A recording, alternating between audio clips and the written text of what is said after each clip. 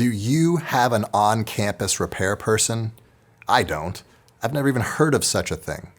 So if something goes wrong with an instrument, who deals with it? Well, either you do or you got to send the instrument back to the shop. And that's a choice you have to make every time something goes wrong in the classroom. It'd be good if you could prevent those occurrences from happening in the first place by inspecting the instruments and making sure that they're in good working order. Probably the most important thing to check is the instrument's tuning system. Can you tune the instrument easily, and can it hold a pitch? Okay? Just think about this week. How many times have you been fighting somebody's instrument? Do you want to do that? Okay, then send it back to the shop if something's not working. If the pegs are slipping or whatever, don't keep fighting that instrument. It's not your job. Send it back to the shop, get the pegs worked on, whatever the issue is, okay? So let's do our beginning of the year inspection to make sure the instruments are going to be in good working order. So the first thing that we're going to want to do is we're going to want to get the instrument up to pitch. Now, just because an instrument comes to you out of tune doesn't mean that there's a problem. Now, if it can't keep its pitch, that's going to be a problem. So you want to get the instrument more or less up to pitch, and then you want to leave it sit for a while and then come back to it and see if it can still hold its pitch.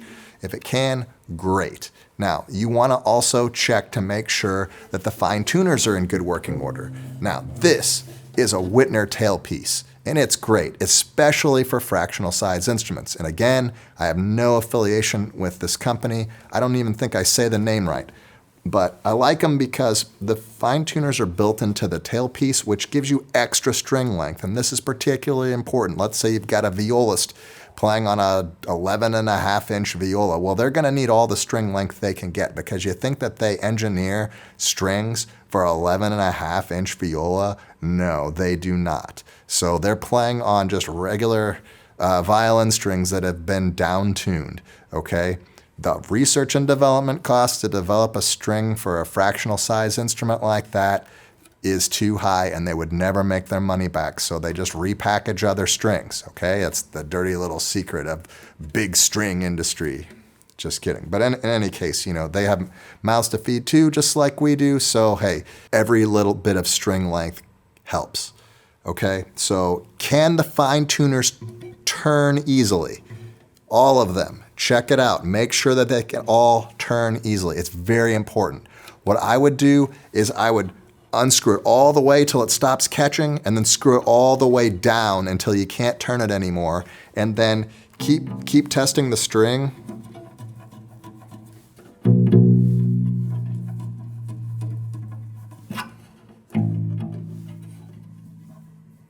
Well, there's a lot of glare on this cello. I apologize for blinding any of you. Maybe I can do something in post.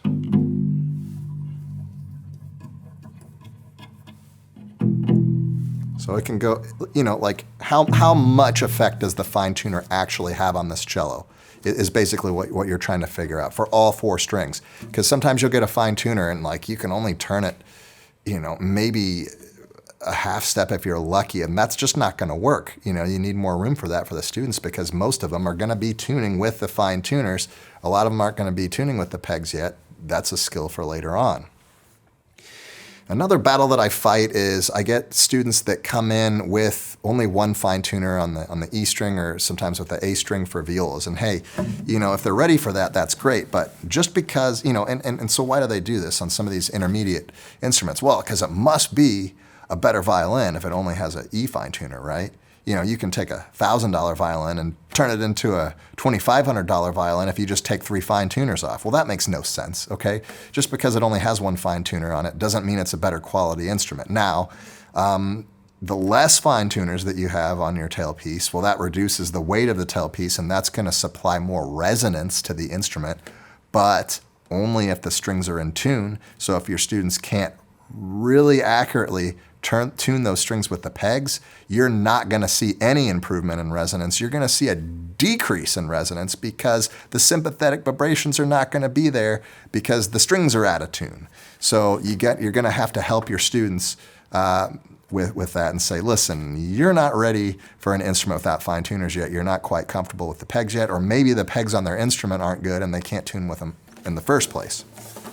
So That leads us to the next step. Can you turn the pegs comfortably? All 4 of them. And do they hold position?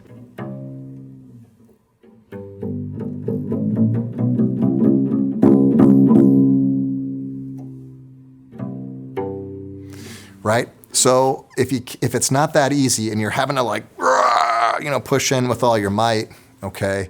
If you need Thanos's power stone to be able to turn your pegs and get them to hold position, do you think your students are going to be able to do it when they're learning how to tune with the pegs? Or every once in a while something's going to slip and they might need to do that.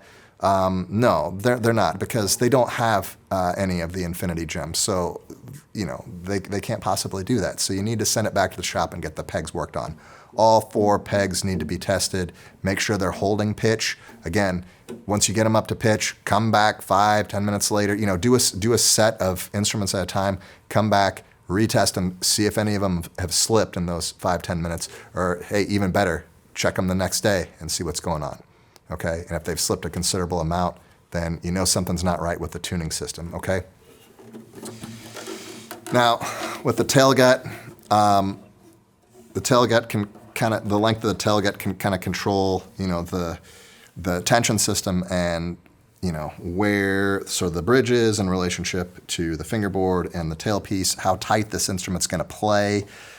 Some shops really like tight instruments, and the tuning system's going to have to be able to handle that, okay?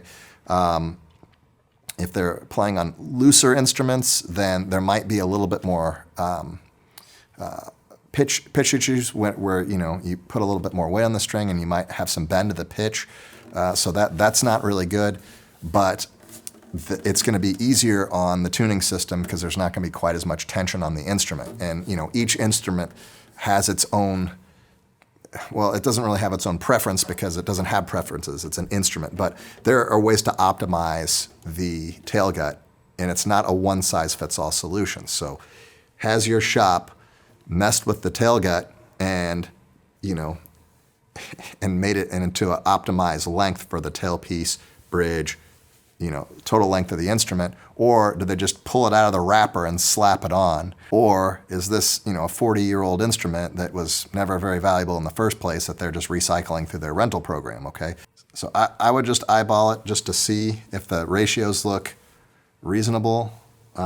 Inspect the tailgut, make sure that it's in good shape, and, maybe see how hard it is to push down some of these strings, in different positions, half position, first position, maybe in the upper positions too. If it's too hard for you, again, you with your orchestra director and Infinity Gauntlet, you're going to have an easier time than some 12-year-old in your orchestra program. So let's talk about why things go wrong. So the pegs should be tapered to the peg box, and the peg box it should be drilled a certain way, and the pegs should be tapered. And if they're not tapered to the peg box, maybe they're tapered to something else, or maybe they haven't been tapered at all. What's going to keep them in place? And then who's going to do this? Who's going to manually go in and make sure that these pegs are tapered enough? Well, a human being has to do that. And again, human beings, they like to get paid for their work. And so, sometimes the shops cut corners and they just throw in some pegs and they're like, hey, it looks like a violin to me, it looks like a cello to me. We're in good shape. Well, we're not in good shape, okay? Who's going to go in and adjust the tailgut? Or are they just pulling the tailpiece out of the wrapper and slapping it on? A human being has to do this. And again, human beings, they like to get paid. And, because their kids don't eat good intentions and goodwill. Their kids have to eat food. And you can't go to the grocery store and buy your groceries with altruism, all right? You need money. And so, they need to pay the bills. So a human being has to go in and make sure that the tailgut is the correct length. And the more human involvement that takes, the more cost is going to be added to the setup, but the more benefit you're going to get to the students, especially our younger students that don't know any better. That's why it's up to you to set expectations for the shops so that everything's set to your expectations. If it's not, send it back. Because if you keep putting up with it, you're going to have to put up with it forever.